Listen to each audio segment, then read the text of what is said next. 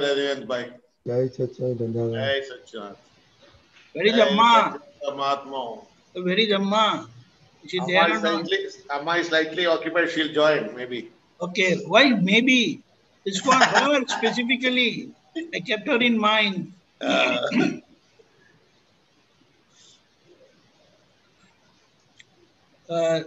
Follow Jai three mantras Satchidanand. today. Jai Satchidanand. Namaskar. Okay, we will start. Pulitanji, ready? Pulitanji? I'm ready. Okay.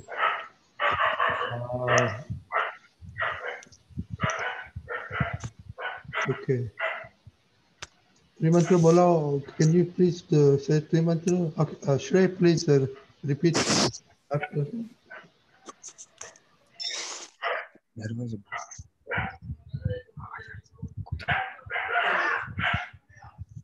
Namo Vitragaya. Namo Vitragaya. Namo Arihantanam. Namo Arihantanam. Namo Siddhanam. Namo Ayariyanam. Namo Ariyanam. Namo Vajrayanam. Namo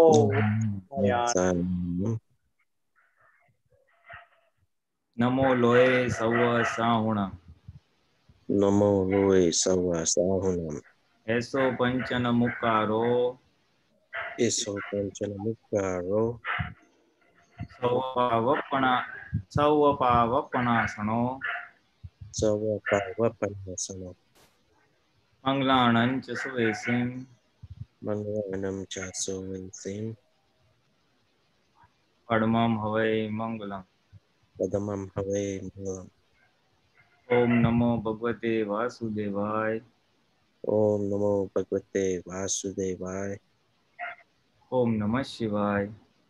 Om Namah Shivaya. Jai Satchidanand.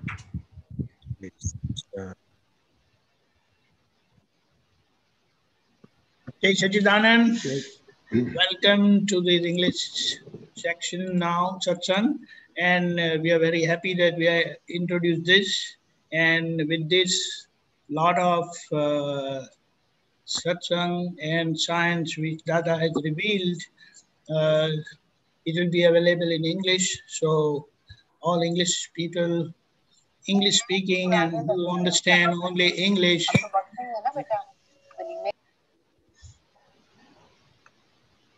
they would be benefited by this. Jai Satchidanand. Unmute. Jai Satchidanand. Where is Pulitanji? Okay. Pulitanji, unmute please. Pulitanji? No, you're breaking up.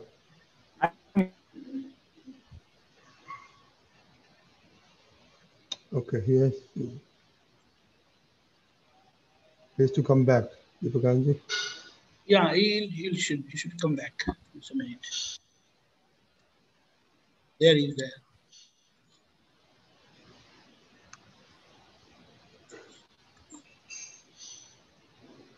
Okay, he's back. Okay, hello. You do see now.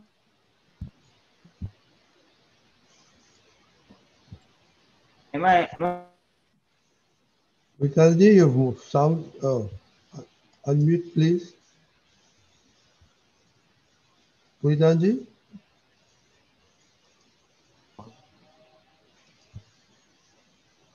Pulitanji, unmute. No, Deepakanji. I'm trying. I get problem. Leandi, you can keep your video off, please.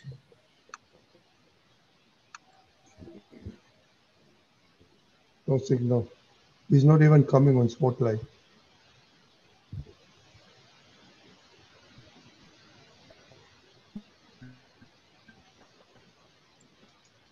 Pulinanji? Hello, am I audible? Yes. Okay, fine. Hello.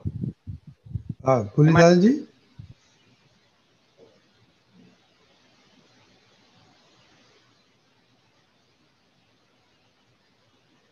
No, Pulinanji. Pulinanji?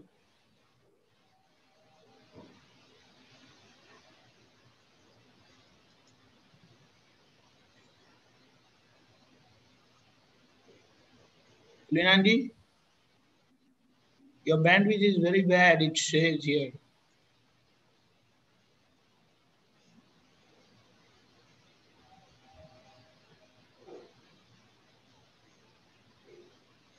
Go on.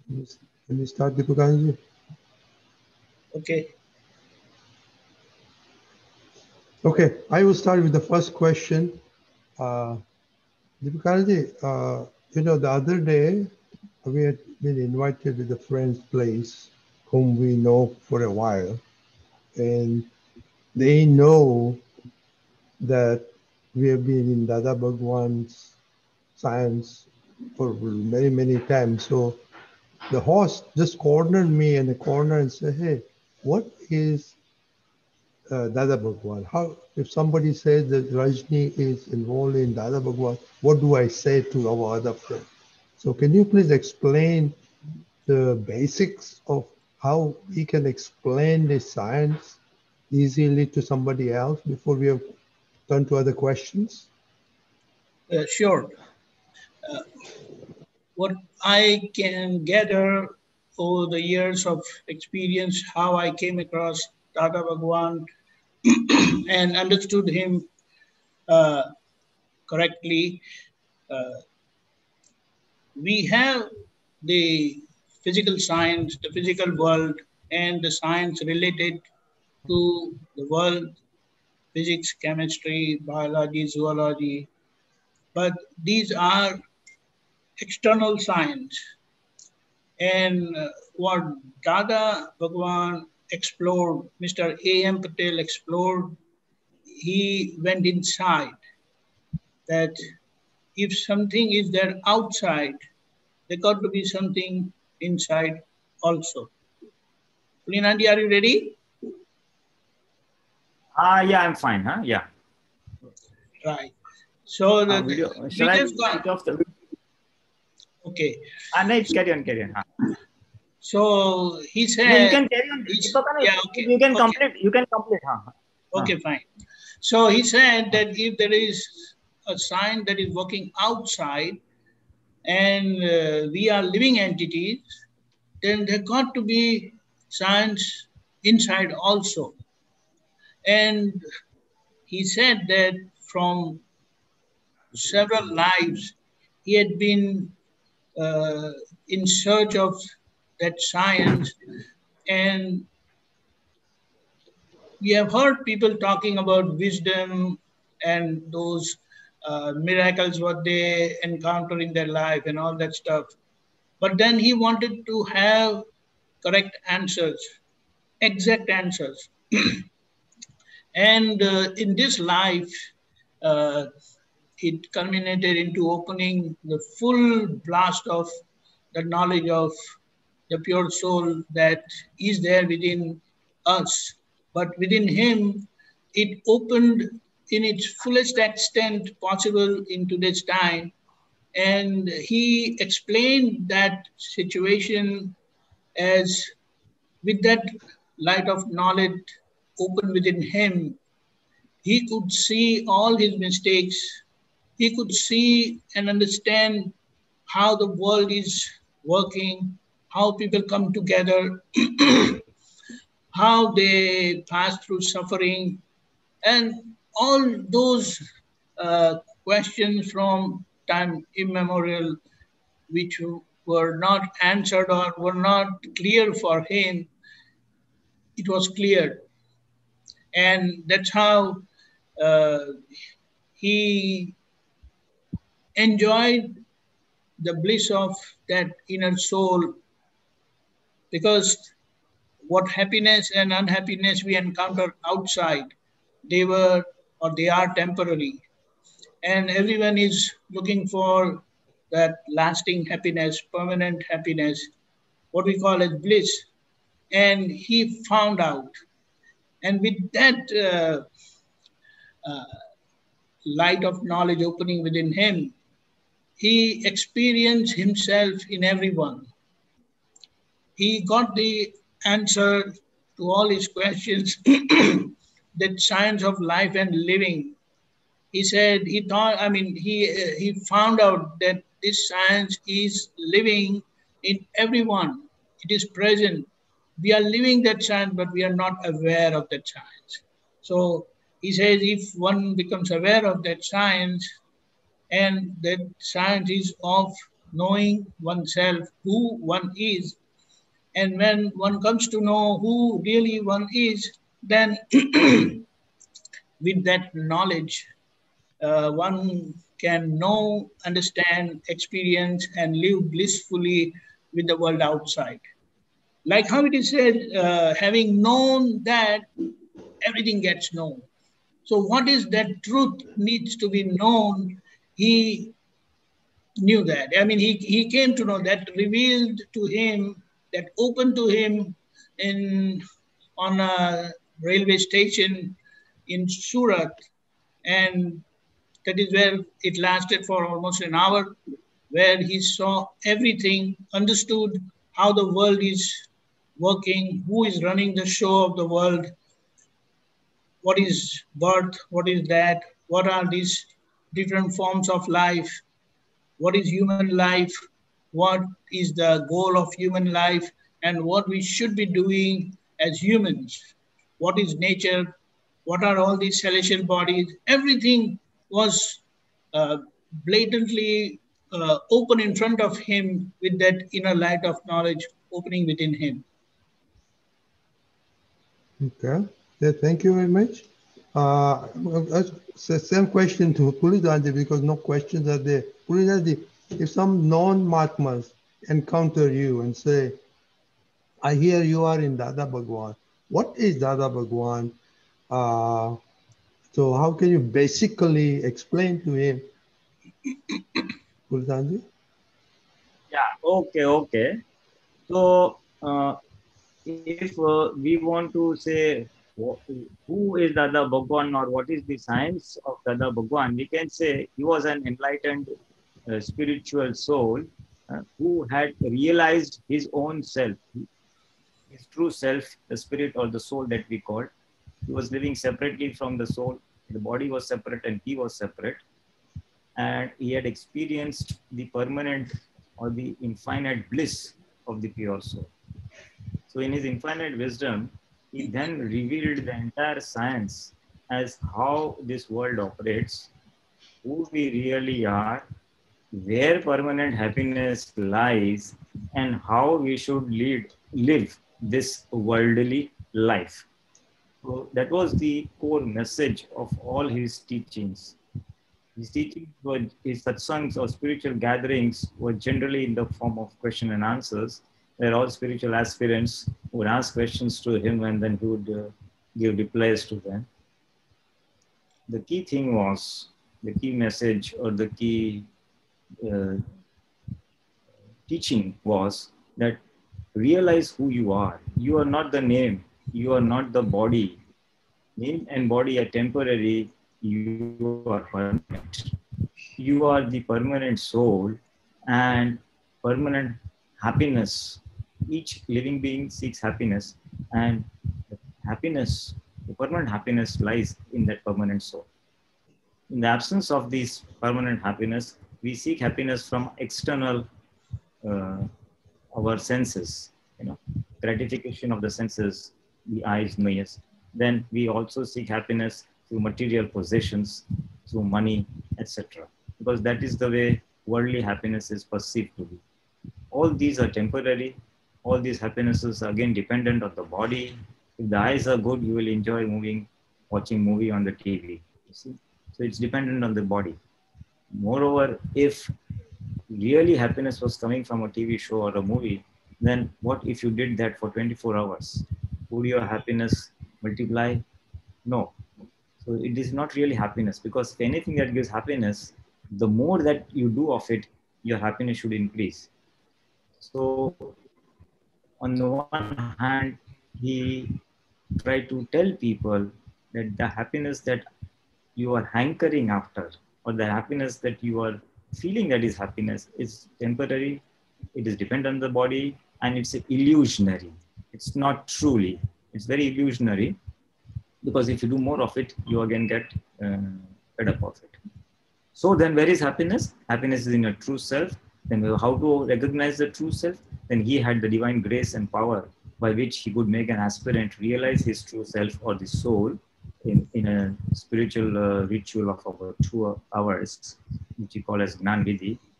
And with the help of that, the aspirant realizes his true self. He becomes separate from the body. And then all that he has to do is observe the body, the mind, speech, and the body, and let it exhaust its karmas. It will go about doing its worldly activities. It may be job, it may be profession, it may be uh, household activities, raising children, family life, etc. Nothing had to be renounced. See, the biggest key and understanding and the biggest benefit of this science, as revealed by Dada Bhagwan, it is called the Akram science, or the stepless path, was that you don't have to renounce anything. You don't have to give up anything. You can lead the normal life, be detached from the body, be an observer to the body, and remain in the bliss of an observer. You gradually become unaffected by the happenings that take place with the body. The body, mind, speech, body, it will do its work. Somebody will shower praise, somebody will abuse. Both you will be able to take it equanimously, because it's happening to the body and you are separate from the body. The body is the neighborer, so you remain unaffected. So what previously, in the absence of this knowledge, the ego would get bruised if someone hurt, or the ego would get elevated if someone praised. Now, in both situations, this will down gradually diminish as we exhaust our karmas. You see, the effects, worldly effects of good or bad, gradually diminish. You remain separate and experience the infinite bliss step by step. As the karmas that we have brought get exhausted slowly and slowly, then the separateness, the awareness of the separateness, the jagrati of the separateness increases slowly and slowly, and we remain anchored in the self, absolutely aloof and separate from the body. The body does its work, the soul remains an observer to that, and we experience a lot of bliss. And in this process, the ego gradually diminishes and reduces, and ultimately diminishes to a very low value. And finally, you can always remain in a state where they become separate totally and remain separate totally. So this was his science, the science of the self, the science of infinite bliss, the science of remaining separate. The crux and the biggest advantage was it did not put a religion in the form of rituals and practices, but he revealed, just as you have the physical science of physics, chemistry, and biology, where everything is in experiment and experienceable. Same thing, he opened up the spiritual world, the spiritual science of the six eternal elements, how the interplay of the six eternal elements cause all situations to arise, where we are, how to remain separate, and finally, what is the destiny? What is the purpose of this human life? The purpose of this human life is to be free from the cycles of birth and death, to remain in a position of permanent bliss, and that is ultimately moksha, or liberation. So that is the purpose of human being. How to achieve the purpose? What is the science? And then he elaborated quite a lot. How to lead a good worldly life. If someone abuses you, someone hurts you, how do you take it? How do you ensure that you don't hurt anybody? And then how to lead a good family life with husband, wife, children, parents? How to handle money, need of money, how it is obtained, how it should be spent.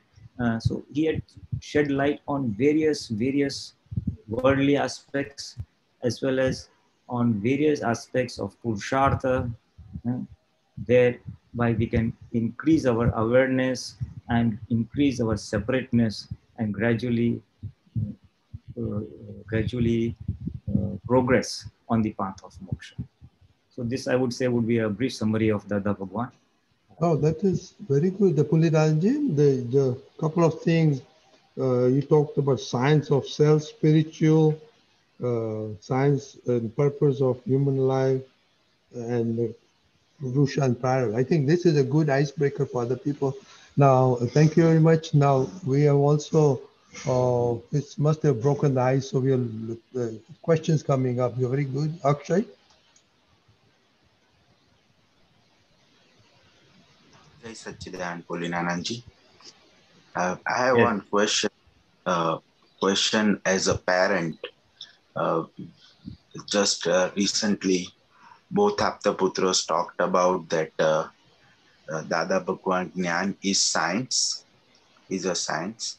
But as a parent, also, I have heard from others that it is very important for your child to learn language, your mother tongue language, and especially Gujarati language, because the Gyan came in that language. Then the question that Akshay got was, if this is science, why is it important to learn that particular language? Because science really doesn't have any language. I can learn science in any language. What does language play a role in understanding this science? It's a good question. You see, basically, this science was revealed by Dada Bhagwan. And since his language of communication was Gujarati, he has spoken he has spoken or revealed the entire science through spiritual satsangs in Gujarati. He had spoken at length, uh, and all his satsangs generally were in Gujarati. At times he spoke Hindi and also in English.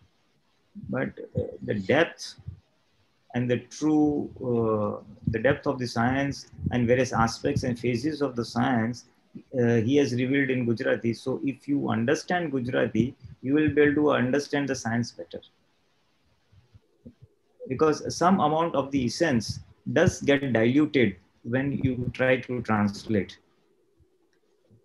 All words, English we may not find equivalent words in the English or any other language as much as it is in Gujarati, you see. So if a person can't understand or Gujarati, then he will understand the finer nuances of the entire science. So it will definitely help to understand the science from his point of view to the finest detail, because a lot of details have come in that language, and it becomes difficult to translate the essence of that in other languages. So that is why Gujarati would definitely help. And we can definitely inculcate or encourage our children to learn this language slowly and slowly. And the experience shows during his lifetime also, when he was in the United States, that the youngsters did not understand Gujarati. So he had only said, try, do the bhavna. And everybody just had an intention setting that may I learn Gujarati so that I can understand the science. And gradually they just happen to understand the science, understand Gujarati, and now we are well versed. Even now, there are so many aspirants, so many followers, Mahatmas, who don't understand Gujarati, Hindi speaking, and non-Hindi speaking too. But they have desired that they want to understand. And today, in the last 1 year, so many Hindi-speaking Mahatmas have started understanding Gujarati and the language. So it's a divine grace that works, because the objective is to understand the spiritual science as revealed by the Bhagwan. The objective is to lead a good life. The objective is to attain salvation. So his grace does help. So he had only one underlying wish, that everybody in the world should be free from all the miseries, and those who are qualified or those who desire, they may attain salvation. So his wish does come into practice, does fructify if one desires to do it.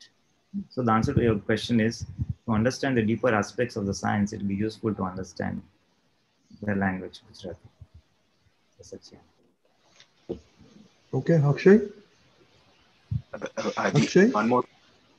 One more question got, yes, Rajnikant. One more question got raised. Like, can you explain grace scientifically? Grace? Well, You you see, mentioned divine grace. I'll tell you. You see, we have experienced, all of us have experienced grace to a limited extent. You, as a parent, for example, as a parent, you will always have good wishes for your child, that he prospers, that he understands well, he becomes a good person, becomes a good human being, he progresses in his relative world, he progresses spiritually. Every parent has a deep intent and best wishes for that his own child. They do take efforts. Now, if the child goes along with you, does what you say, and progresses on the path that you feel is useful for him, automatically it will generate a lot of goodwill in your heart for him or her. Automatically you will be more and more inclined to help.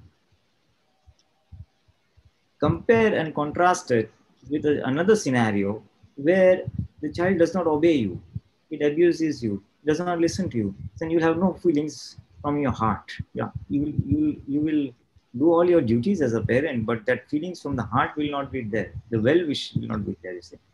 So this is what grace is there. If you do anything for if the child does as per your following, your heart goes out. You know, your well wishes go out. It's a subtle vibrations. Subtle vibration. Now this is a rough analogy to understand what grace is. This is your heartfelt good feelings.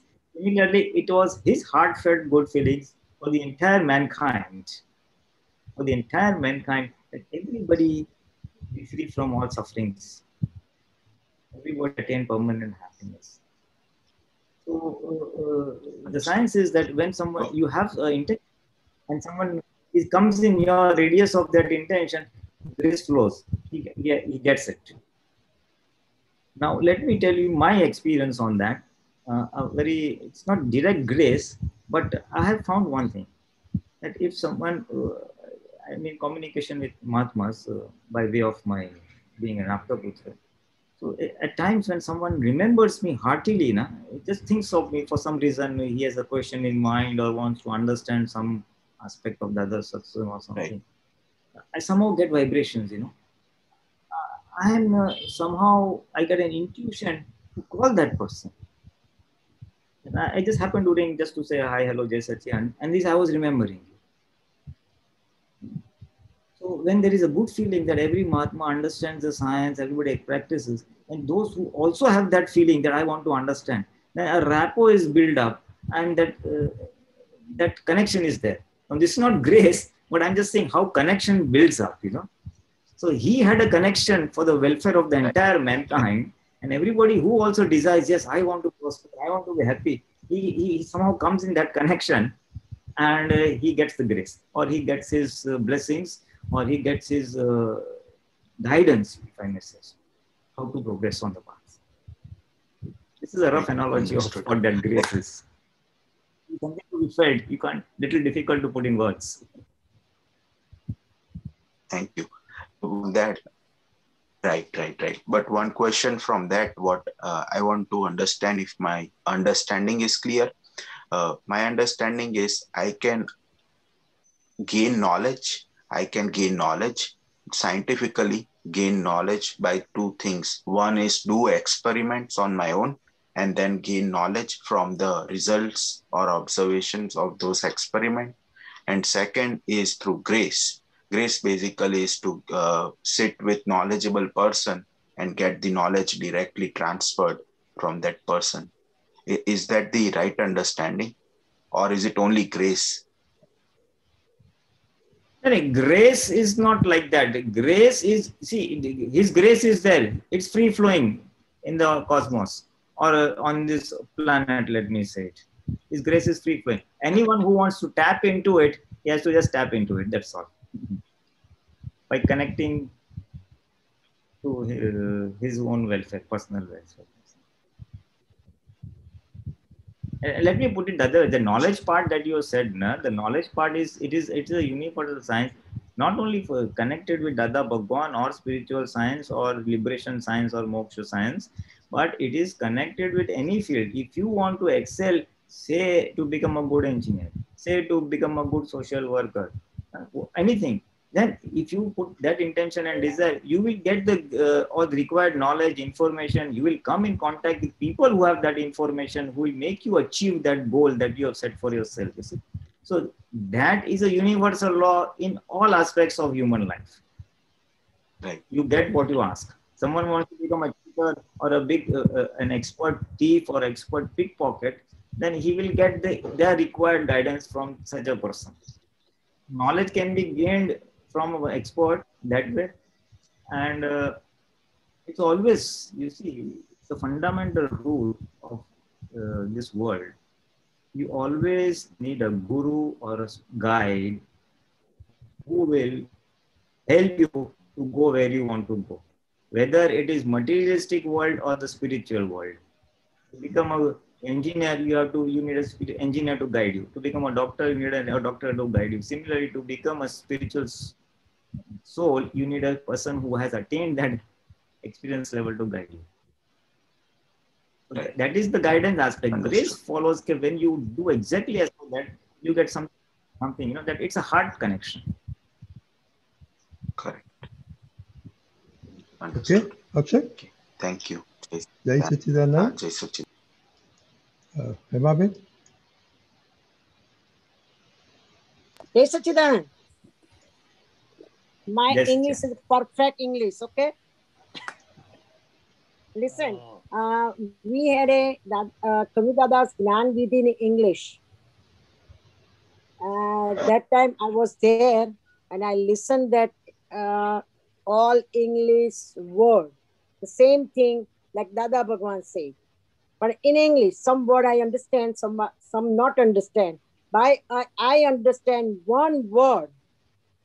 I am abode of infinite bliss. I understand that. But then Akshay asked the question, so many questions, 2 questions. That's for me also, I understand. But we don't learn proper Gujarati also. Akshay, we don't learn proper Gujarati because we don't understand Dada's Gnan. That's why. See, if you speak Gujarati, that's fine. You understand nice. But our understanding is very, very poor. Like children. That I don't feel that we don't know English.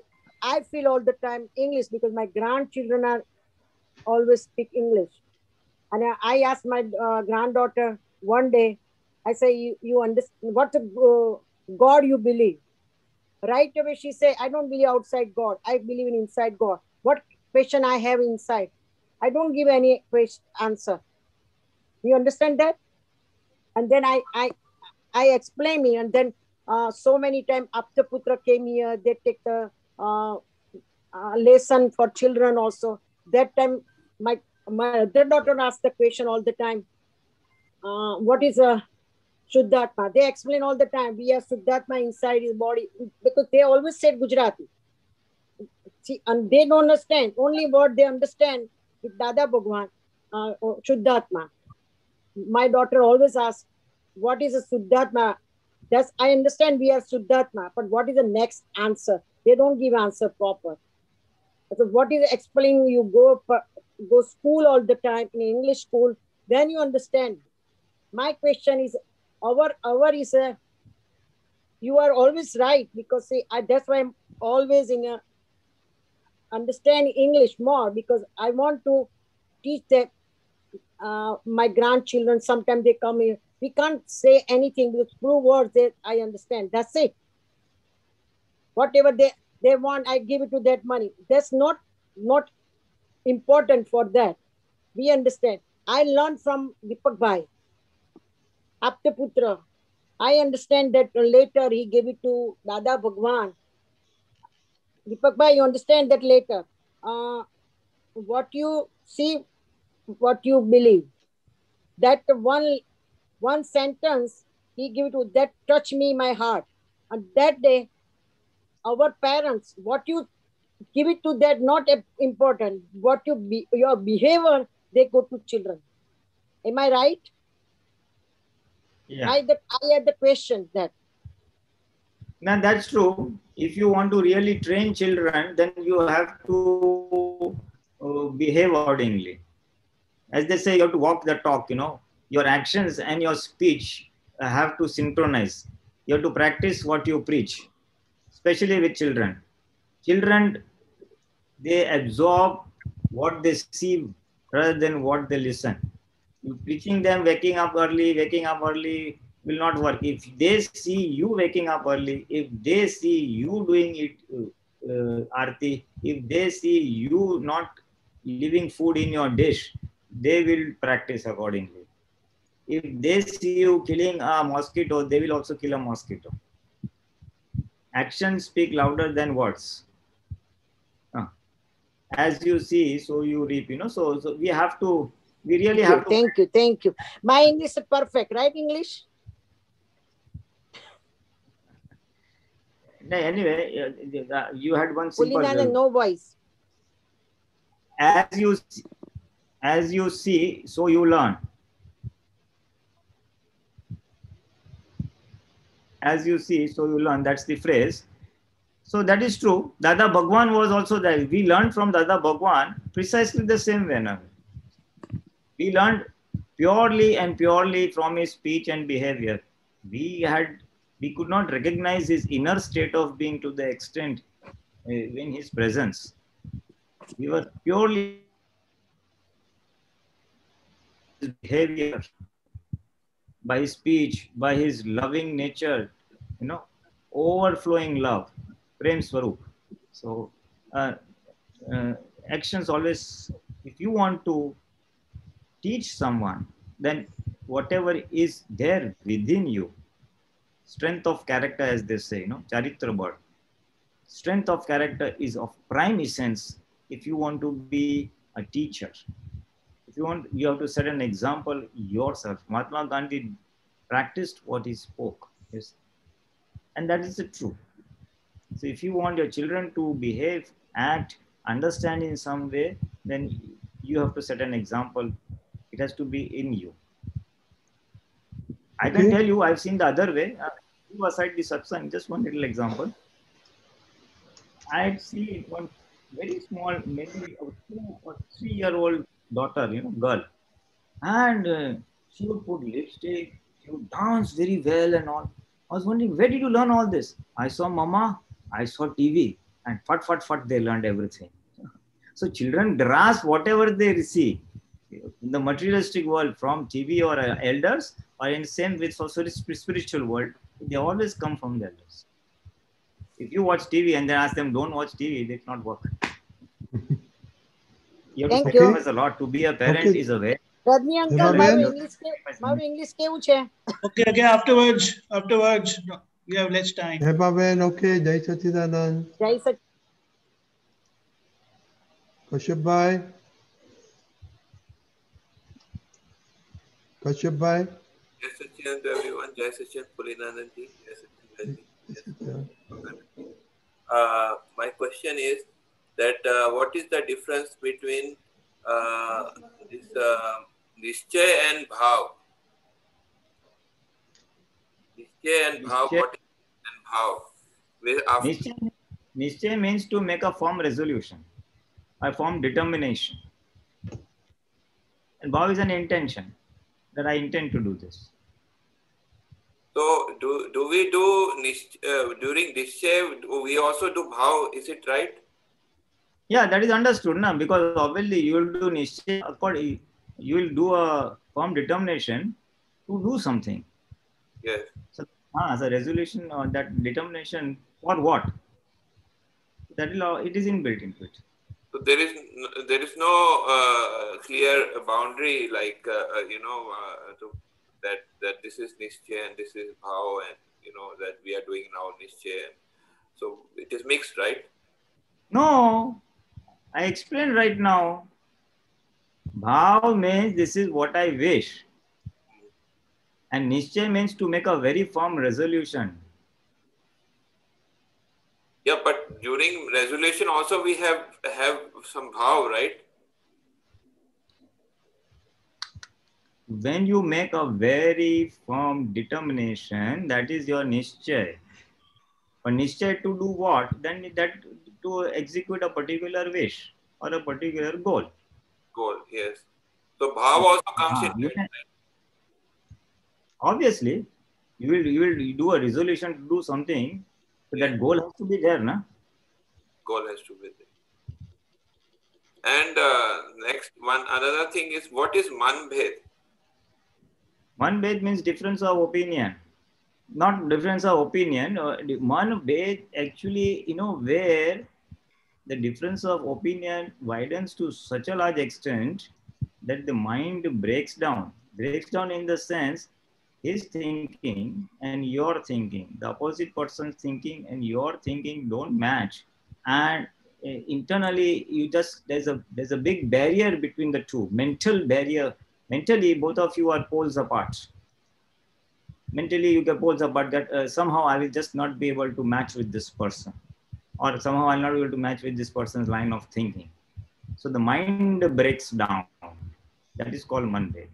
So what is the difference manbhed and matbhed? Can you give us some example? Matbhed means you have difference of opinion. I feel this is like this. Someone feels this is like this. So difference of opinion everybody can have. But if that widens, if the differences widen and they become rigid, then it leads to breakdown. It leads to a mental breakdown. So that is manbhed.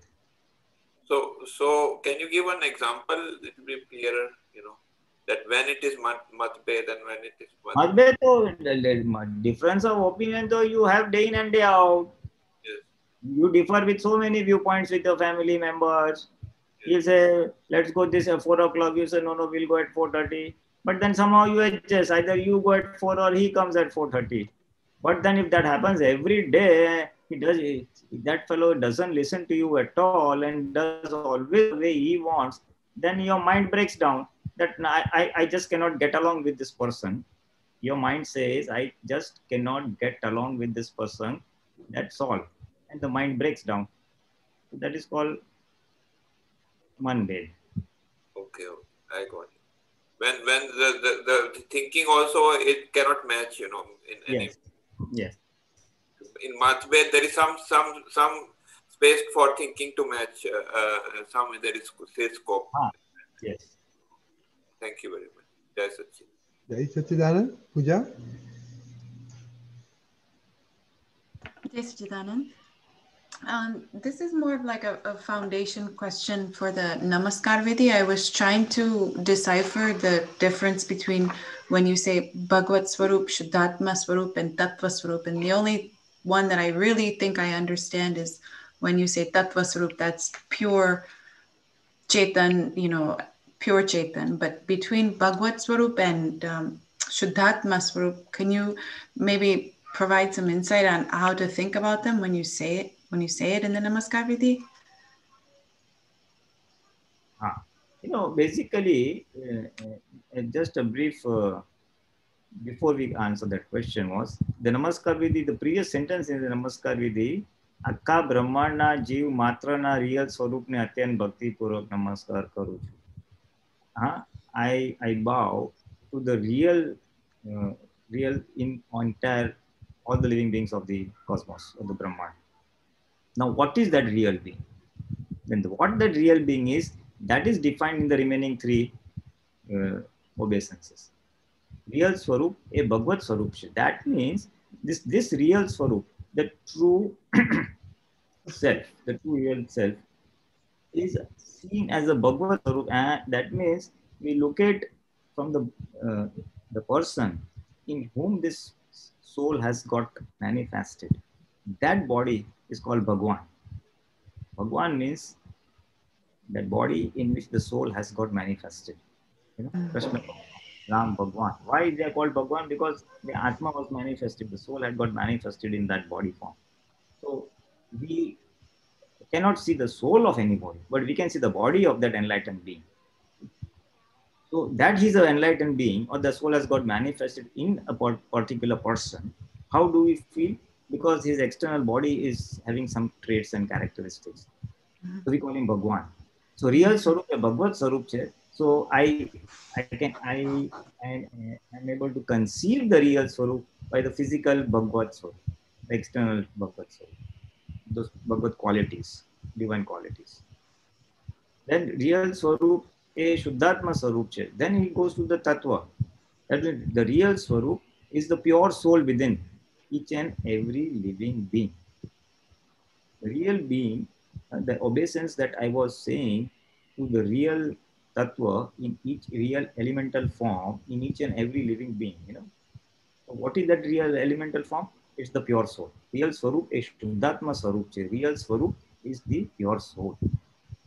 The permanent, indestructible, pure soul. So I'm paying obeisance to the real being, means I'm paying obeisance to that pure soul which is in all the living beings. The third way of identifying the same real being is as a Tattva Swarup. Real Tattva Swarup means it is an absolute element by itself. There are 6 permanent elements in the universe. 6 permanent elements in. So pure soul is one of those elements.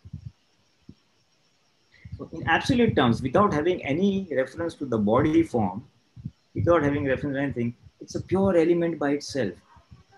Pure, indestructible element, the soul. So I am paying obeisance to the pure, the real self. I'm paying obeisance to real self as a pure element form, number 1. Number 2, as the pure soul, as a Shuddhatma. And number 3, as a body form, Bhagavad Swarup. That is that body form in which that pure element form, that Shuddhatma or the soul, has got manifested. So I'm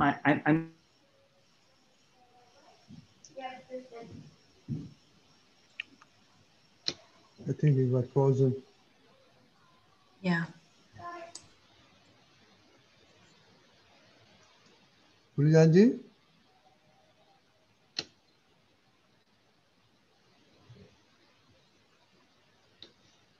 Yeah, he has to come back.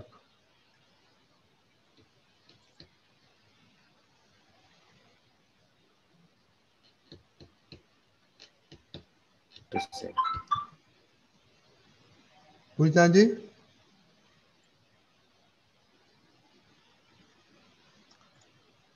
Pulijanji? Yeah, sorry. Okay. Okay, is it okay? Was I audible because there was some net disturbance?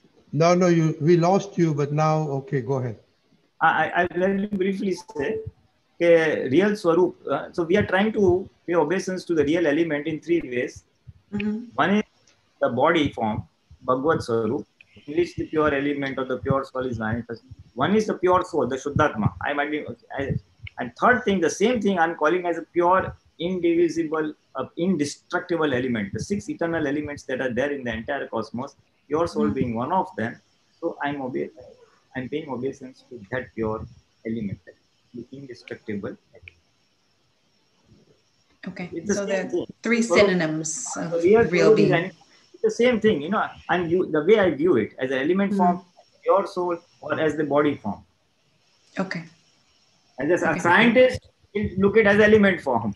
Then a spiritual person has a pure soul, and a person with lower understanding will have the body form. Oh, Bhagwan and Namaskar. He doesn't know the Atma. He says, I see the body. Right. So that Okay. same thing. Okay, Pooja? Okay, yeah. Thank you. Jai Sachidanand. Jai Sachidanand. Mish Kumar?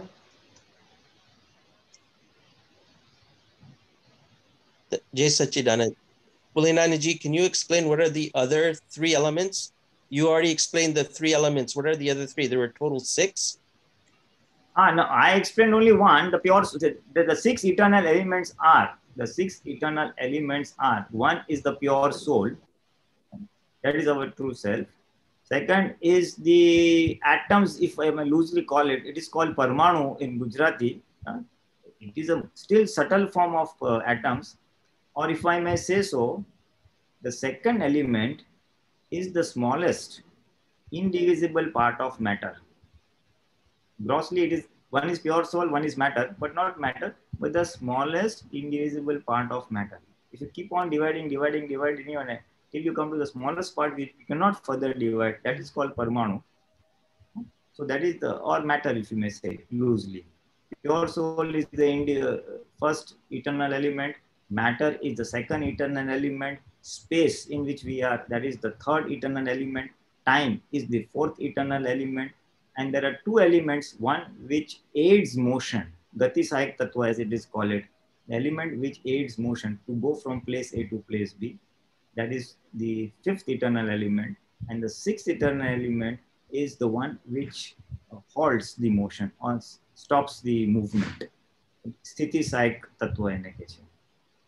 So these are the six eternal elements. They are all there in the cosmos, and they are constant state of flux. They're constant moving around, changing around, and interacting with each other, which leads to so many body forms and so many other situations that arise. Okay. So I actually have a question. So before I knew Dada Bhagwan through Mummy long time ago, but for a period of time when I was young, I didn't really we didn't really do in the house Vidhi, and I didn't really understand. But inside, I knew that inside Nimish, before I had Gnan, that happiness wasn't there for whatever reason. And it wasn't like looking for materialistic, but after Gnan, it's hard to explain, but in the way I would function in my life is that I wanted to always give and be happy and provide for everyone. So it was more of a sense of just being a positive person, good vibration or energy. And then after Gnan and learning and satsang and everything, it kind of helped Nimish understand what it is. But my true essence was, because I'm mostly English speaking, it was easy for me to understand, even though I'm not fluent in Gujarati. So the basics are there. Can you explain that, if that's how that it's not a physical, but it's more of a mental, energy wise, right? Positive energy wise. So what is your question? Okay, that's what I was wondering, but that was what I was asking. I think his question is he learned so many things from Mummy or everything, but he don't know the Gujarati, but he's still catching the Gujarati, right? So how it happening? That's what your question. If I can briefly understand what he has described, if I can summarize what he has described is, before Agnan, I was a good, I just have my prakruti or my nature was to give people, to help people, to be happy and to be a loving person and send off good vibrations. That was your nature, prakrutik nature before Gnan. And then after you got Gnan, and then you are now understanding Gujarati and practicing the principles of the Bhagwan and realizing more and more of the inner happiness. Earlier it was the external happiness as perceived and understood by you. Now you are gravitating more towards your inner happiness, towards your spiritual true being, and doing your external duties. So this is little I can understand from what you said. Yeah. So the different souls that are in this world, even they may not get the benefit of knowing Dada Bhagwan or understanding the real science. Isn't just the natural nature of a positive or a good person enough to move up to the next, to moksha, to actually start propelling up? Irrespective of what happens to other people, spiritual journey of progressing towards liberation is an individual choice. It's a individual's development. Yeah? As a person evolves spiritually over infinite life births, not this birth, infinite life births, gradually he goes up the spiritual ladder. And then at one point of time, everybody seeks happiness. After getting all the materialistic happiness over the various life cycles, he ultimately realizes that true happiness is not there in materialist happiness. True happiness lies somewhere else. Then someone guides him, yes, true happiness or permanent happiness is in the permanent soul. So then he then starts aspiring to get what is permanent soul, how to find permanent soul, who will guide me towards my true self or that permanent soul. And then he starts seeking answers or seeking a guide to achieve that experience or realize his own self. And then he gets that person, he experiences himself, and then he sheds off his karmas and finally gets liberated. So to get permanent happiness is an individual choice, and not everybody is ready for it. It takes many life births to come to that conclusion that permanent happiness is in the pure soul, that I am not the body and I am the pure soul. So it's an evolution over many life cycles that one reaches that conclusion and then attains that state of being, as we call samkit, or knowing the true self, and then finally shedding off all karmas and getting liberated. So that's the individual spiritual journey. So, and it varies from person to person. Okay, Nimish bhai? Yeah, Jai Sachidanand. Thank you. Jai Sachidanand. Here's the last question from London. Mukesh bhai? Yeah, just Kularanji. Just had the one question which just I think Pooja Ben has just asked about. So I understand, correct me if I'm wrong, so Dada Bhagwan's state as a Gnani Purush is between Bhagwan and Tirthankar, between them.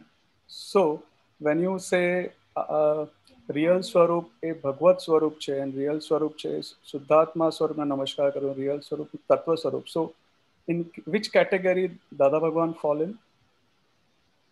नहीं दादा આખા બ્રહ્માંડના જીવ માત્રના real સ્વરૂપને અત્યંત ભક્તિપૂર્વક નમસ્કાર કરું છું. I am paying obeisance to the real swarup in each and every living being. So it is obeisance to each and every living being. So Dada A.M. Patel or Dada Bhagwan the Gnani Purush also had the true soul within him. Then we are also paying obeisance to the 360-degree pure soul within A.M. Patel or Gnani Purush, who was at 365 degrees or 356 degrees. Okay. He himself was doing obeisance to the Dada Bhagwan within himself. So we are also, when we say that sentence, we are also paying obeisance to the pure soul within Dada Bhagwan. Dada Bhagwan, so we call him Dada Bhagwan. Actually, really speaking, you also know that during his lifetime, we always used to address him by Dada. Dada, am karo che, Dada, do this, Dada, do that, Dada, we are going away. We never called him Dada Bhagwan. And he also told that I am not Dada Bhagwan. Dada Bhagwan is within me, the 360 degrees.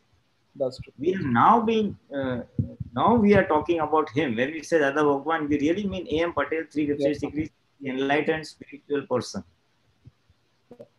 So that's the fine distinction between Bhagwan and the Gnani. Thank you. Jai Sachidanand. Okay, we have time is up. So, Purinanji, can you do Trimantra and Ankush bhai, please follow? Yeah, sure. Namo Vitragai. Namo Vitragai. Namo Arihantanam. Namo Arihantanam. Namo Siddhanam. Namo Siddhanam. Namo Ayariyanam. Namo Ayariyanam. Namo Vajrayanam. Namo Vajrayanam.